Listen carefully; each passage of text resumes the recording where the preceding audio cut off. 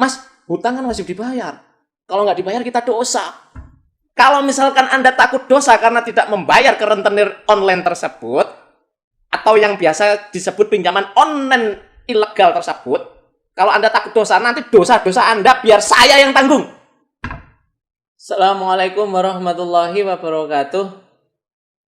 Oke, pada kesempatan kali ini saya akan memaparkan pembahasan fidusia, yang dimana fidusia sudah kami paparkan secara konkret, bahkan artikel-artikel kami sudah kami sebarkan baik melalui media cetak maupun media online, yaitu di media Surya Nenggala. Ingat ya, media Surya Nenggala. Tentang apa saja itu, Mas? Nah, dalam artikel tersebut kami mulai membahas terkait permasalahan-permasalahan definisi fidusia, dasar-dasar fidusia, undang-undang fidusia, historis fidusia, bahkan serta solusi menghadapi debt collector atau yang biasa kita sebut dengan DC. Seperti kita ketahui bahwa Bapak Presiden Joko Widodo telah menangguhkan angsuran dan sederet kredit selama 1 tahun, yang dimana untuk debitur yang telah terkena dampak dari wabah COVID-19. Dan perlu kita ketahui, alhamdulillah pada akhir tahun 2019 kemarin, pemerintah telah memberikan kado spesial untuk kita semua, yakni dengan melalui putusan Mahkamah Konstitusi nomor 18 tahun 2019. Mahkamah Konstitusi mengabulkan gugatan saudara kita Ibu Apriliani dan Bapak Agung dari Bekasi. Nah, dalam putusan Mahkamah Konstitusi tersebut, ini merupakan sebuah angin segar bagi teman-teman debitur yang dimana saat ini keadaan kreditnya macet. Saudara-saudara, apakah jika kita menghindar dari debt collector itu adalah sebuah kejahatan? Nah, memang ketika kita lagi krisis keuangan, terus kita nunggak kredit kita, sebaiknya Sobat Samudra Hukum juga harus berusaha secara hukum, berkomitmen untuk menyelesaikan dengan kredit.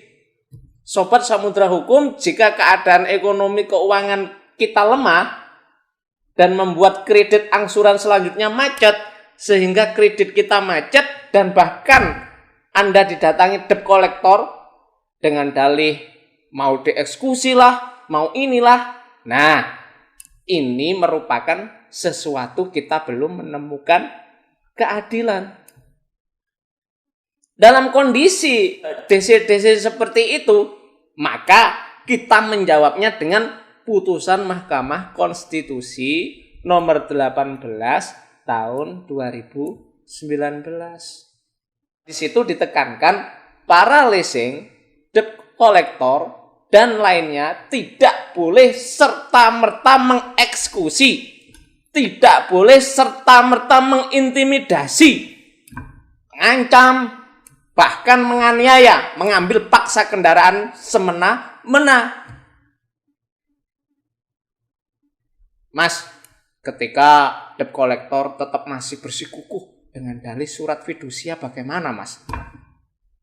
Begini ya, perlu kita ketahui Sobat Samudra Hukum, bahwasanya surat jaminan fidusia itu memang setara dengan putusan hakim pengadilan dan ingkrah putusan pengadilan. Akan tetapi terkait eksekusi tidak boleh serta-merta kreditur melalui debt collectornya mengancam, mengintimidasi, dan mengambil kendaraan semena-mena. Dasarnya apa, Mas? Putusan Mahkamah Konstitusi nomor 18 tahun 2019. Artinya kreditur kalau eksekusi harus sesuai prosedur mengajukan eksekusi di pengadilan. Tidak boleh lewat debt collector disuruh eksekusi. Bukan eksekusi pakai debt collector juga. Kalau seperti eksekusi debt collector itu termasuk merampok gitu. Nah, Misalkan ketika sobat Samudra Hukum di jalan diminta untuk menyerahkan unit kendaraannya, Anda harus tegas, Anda harus berani. Teriakin maling atau perampok aja kolektor itu. Kalau perlu teriakin aja. Jika Anda berada di dekat kantor polisi dan Anda merasa curiga, Anda dibuntuti oleh seorang debt collector, misalkan ada beberapa orang, langsung saja masuk ke kantor polisi. Kantor polisi terdekat lah, bila Anda mencurigai seperti itu. Sekarang ini lagi musimnya rentenir berkedok pinjaman online juga. Ternyata rentenir canggih juga ya sekarang.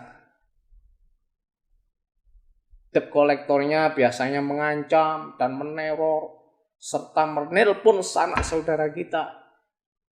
Intinya mereka menyerang psikis Anda jika Anda hutang di rentenir tersebut. Saran saya, Anda tidak perlu membayar hutang lagi kepada rentenir online tersebut. Ada kemarin beberapa yang datang di kantor kami, hutangnya 1 juta, nerimanya 600.000. Dan kalau dikalkulasi jika lunas hingga 8 bulan yang akan datang jika lunas, maka totalnya sekitar 3 juta sampai 4 jutaan. Nah, ini sudah ilegal pakai mengancam lagi. Ingat ya, Sobat Samudra Hukum, saran saya, jika Anda punya hutang di rentenir online tersebut atau yang biasa kita sebut pinjaman online ilegal tersebut, saran saya tidak perlu dilunasi. Ya, tidak perlu dilunasi. Loh, Mas, hutang kan wajib dibayar. Kalau nggak dibayar kita dosa. Kalau misalkan Anda takut dosa karena tidak membayar ke rentenir online tersebut, atau yang biasa disebut pinjaman online ilegal tersebut, kalau Anda takut dosa, nanti dosa-dosa Anda biar saya yang tanggung. Saya yang tanggung. Bayangkan jika Anda melunasi hutang-hutang Anda yang bunganya sangat besar itu, dan kemudian mereka meminjamkan kembali yang senasib seperti Anda, dan mereka menjadi besar penindasannya terhadap wong cilik. Berarti kan korban juga tambah banyak kalau mereka semakin besar. Tanpa kita sadari, berdosa juga ya kita semua kalau membayar hutang ke rentenir brengsek itu. Seperti itu. Mau tidak mau, kita pasti terlibat dosa kita. Lebih baik kuras saja rentenir online sebanyak-banyaknya, biar bangkrut sekalian. Ada himbauan Bapak Presiden Joko Widodo yang telah menangguhkan angsuran dan sederet kredit selama 1 tahunnya pun mereka masih juga pula kau mengancam. Aduh. Ingat, para debt collector, kalau Anda sayang dengan keluarga Anda cinta keluarga Anda, cari rezeki yang santun, cari rezeki yang halal, cari rezeki yang benar. Jangan sampai merampas hak-hak debitur dengan intimidasi, ancaman, bahkan dengan menganiaya.